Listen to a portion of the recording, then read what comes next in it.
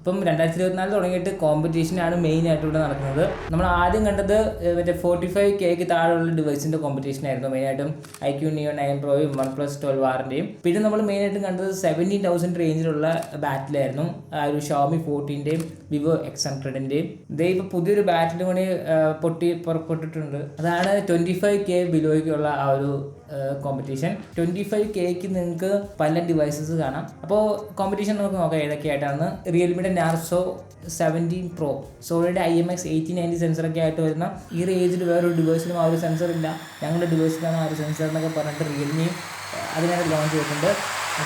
പിന്നെ ഉള്ളത് nothing phone 2A ആണ്. വലിയ അഡ്വർടൈസ്മെൻ്റ് ഒന്നുമില്ല.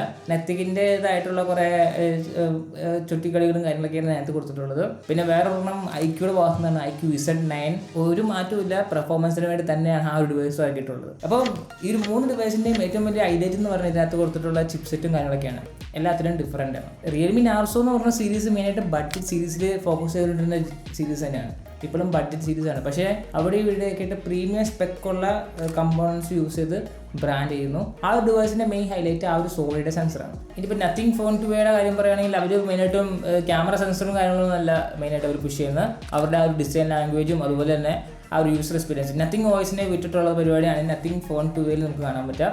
IQ Neo Z9ൻ്റെ കാര്യം പറയുകയാണെങ്കിൽ മെയിനായിട്ടും അവരും ഇപ്പം പ്രീമിയം സ്പെക്കായിട്ടുള്ള ക്യാമറയിൽ ഫോക്കസ് ചെയ്യുന്നുണ്ടെന്നാണ് ഉദ്ദേശിക്കുന്നത്. മെയിനായിട്ടും IMX 8082 എന്ന് പറയുന്ന ഫ്ലാഷിംഗ് സെൻസറും അവിടെ യൂസ് ചെയ്തിട്ടുണ്ട്.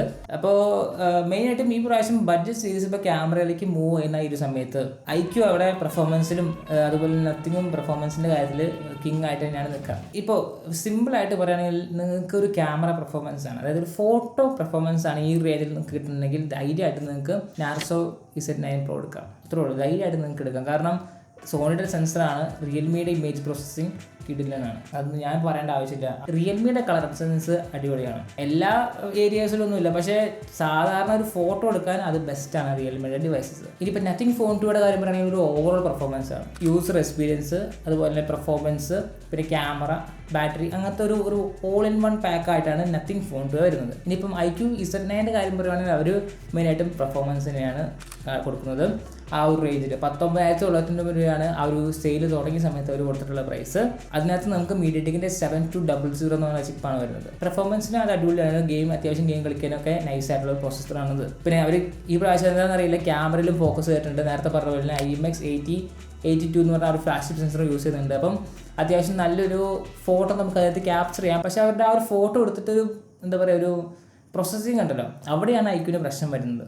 സെൻസർ നല്ല ഫോട്ടോ എടുത്ത് പ്രൊസസ്സറിൽ കൊടുക്കും, പിന്നെ IQയുടേതായിട്ടുള്ള പെർഫോമൻസ് പ്രോസസ്സിങ് കഴിഞ്ഞ് വരുമ്പോൾ ഫോട്ടോയുടെ കാര്യത്തിലൊരു തീരുമാനമാവും. ഓക്കെ, ഇപ്പം ഞാൻ കുറ്റം പറയുന്നല്ല, IQയുടെ ക്യാമറ യൂസ് ചെയ്തിട്ടുള്ളവർക്ക് അറിയാം. ഇനിയിപ്പോൾ നിങ്ങൾക്ക് അറിയാമെങ്കിൽ താഴെ കമൻറ്റ് ചെയ്യാം. അതായത് IQയുടെ പ്രീമിയം ഡിവൈസസിലൊക്കെ ആ ഒരു പ്രശ്നമില്ല, ബഡ്ജറ്റ് സീരീസിലേക്ക് വരുമ്പോൾ അത് എപ്പോഴും നമ്മൾ കാണുന്നതാണ്. അപ്പോൾ അതൊക്കെയാണ് ഈ 3 ഡിവൈസിൻ്റെയും ഫുൾ ഓവർവ്യൂ എന്ന് പറയാനായിട്ട്. അപ്പോൾ നമുക്ക് കുറച്ച് കാറ്റഗറി ആയിട്ട് തിരിച്ചിട്ട് ഇതിനകത്ത് ഏതൊക്കെ ഫോൺ നിങ്ങൾക്ക് എടുക്കാൻ പറ്റും, അതുപോലെ തന്നെ ഏതായിരിക്കും നിങ്ങൾക്ക് ഒഴിവാക്കാൻ പറ്റുന്നത് ഞാൻ പറയാം. ഫസ്റ്റ് ഓഫ് ഓൾ ക്യാമറയാണ് മെയിൻ ഫോക്കസ് ആണെങ്കിൽ, അതായത് ഫോട്ടോ എടുക്കുക, വീഡിയോ വലിയ കുഴപ്പമില്ല, ഫോട്ടോഗ്രാഫിയാണ് നിങ്ങളുടെ മെയിൻ എങ്കിൽ നിങ്ങൾക്ക് ധൈര്യമായിട്ട് നാർസോ Z9 Pro എടുക്കാം. ആ ഒരു റേഞ്ചിൽ ഇത് അടിപൊളിയാണ്. ഇനിയിപ്പോൾ ഒരു ഓവറോൾ ഫോണാണ് വേണ്ടത്, എല്ലാം നടക്കണം, ക്യാമറ ആണെങ്കിൽ ക്യാമറ, പെർഫോമൻസ് ആണെങ്കിൽ പെർഫോമൻസ്, അങ്ങനത്തെ കാര്യങ്ങളൊക്കെയാണ് നത്തിങ് ഫോൺ 2 എടുക്കാം. കാരണം പെർഫോമൻസിൻ്റെ കാര്യത്തിലേക്ക് വരുമ്പോൾ നത്തിങ് ഫോൺ 2Aയിൽ നമുക്ക് മീഡിയടെക്കിൻ്റെ 7200 Pro എന്ന് പറഞ്ഞിട്ടുള്ള ഒരു ഓവർ ക്ലോക്ക്ഡ് വേർഷൻ ആയിട്ടുള്ള ഒരു പ്രോസസ്സറാണ് വരിക.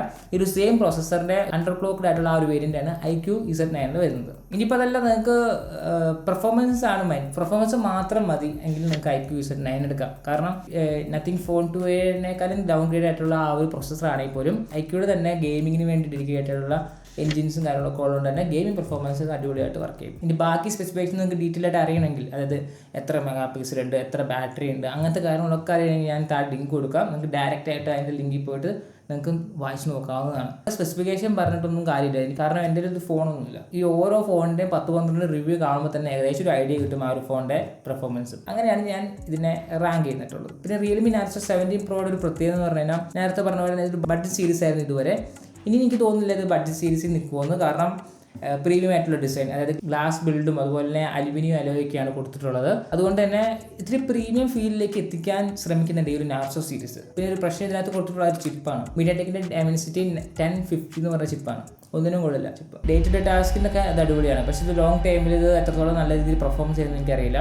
അത്രയ്ക്കും എഫിഷ്യൻ്റ് അല്ല ഒരു ചിപ്പ്, ഗെയിമിങ്ങിനായിക്കോട്ടെ അതുപോലെ തന്നെ ബാക്കി പരിപാടികളൊക്കെ ആണെങ്കിൽ. ഹെവി ആയിട്ടുള്ള കാര്യങ്ങളൊന്നും അതിനകത്ത് നടക്കില്ല. ഫോട്ടോ എടുത്തത് പ്രോസസ്സ് ചെയ്യാനുള്ള കഴിവൊക്കെ ആ ഒരു ചിപ്പിനുണ്ട് എന്തായാലും. പിന്നെ UI എക്സ്പീരിയൻസുകളാണ്, ഈ 3 ഡിവൈസിൻ്റെ UI എക്സ്പീരിയൻസ് ഒന്നിനൊന്നും മെച്ചമാണ്. റിയൽമി UI 5.0 നൈസായിട്ടാണ് വർക്ക് ചെയ്യുന്നത്. ഇപ്പം ഓക്സിജൻ OSും റിയൽമി UIയും കളർ OS ഒക്കെ ഏകദേശം ഒരുപോലെയാണെങ്കിലും റിയൽമി UIയിൽ ചെറിയ ചേഞ്ചൊക്കെ നമുക്ക് കാണാൻ പറ്റും, അത് അടിപൊളിയാണ്. പക്ഷേ വലിയൊരു ചേഞ്ച് ഒന്നുമില്ല, എങ്കിലും എവിടെയൊക്കെ ഒരു പ്രീമിയം ഫീൽ നമുക്ക് തോന്നും ആ ഒരു ബഡ്ജറ്റ് ഡിവൈസ് നമ്മൾ യൂസ് ചെയ്താലും. പിന്നെ നത്തിങ് ഫോൺ 2യുടെ കാര്യം പറയുകയാണെങ്കിൽ നത്തിങ് OS ആണ്, അത് മിക്കവർക്ക് ഇഷ്ടപ്പെടാൻ ചാൻസ് ഇല്ല. പക്ഷേ ഇഷ്ടപ്പെട്ട് തുടങ്ങിക്കഴിഞ്ഞാൽ അതിൽ നിന്ന് പോരാൻ നമുക്ക് പാടാണ്. കാരണം ഒരു പ്രീമിയം ആൻഡ്രോയിഡ് ലെവലിൽ നമുക്ക് പ്രീമിയം ആയിട്ടുള്ളൊരു എക്സ്പീരിയൻസ്, സ്റ്റോക്ക് എക്സ്പീരിയൻസും അതുപോലെ തന്നെ ഒരു പ്രീമിയം എക്സ്പീരിയൻസ് ആണ് നത്തിങ്ങിൻ്റെ ഈ ഒരു OS വരുന്നത്. IQNIOയുടെ കാര്യം പറയുകയാണെങ്കിൽ നമുക്ക് ഫൺ ടച്ച് OS ആണ്. ഫൺ ടച്ച് OS പഴയതുപോലെയല്ല, കുറേയധികം കസ്റ്റമൈസേഷൻ ഉണ്ട്, അടിപൊളി UI തന്നെയാണ്. പക്ഷേ ഇത് പ്രശ്നം ബ്ലോട്ട്വെയർസ് വരുമോ ഇല്ലയോ എന്നാണ്.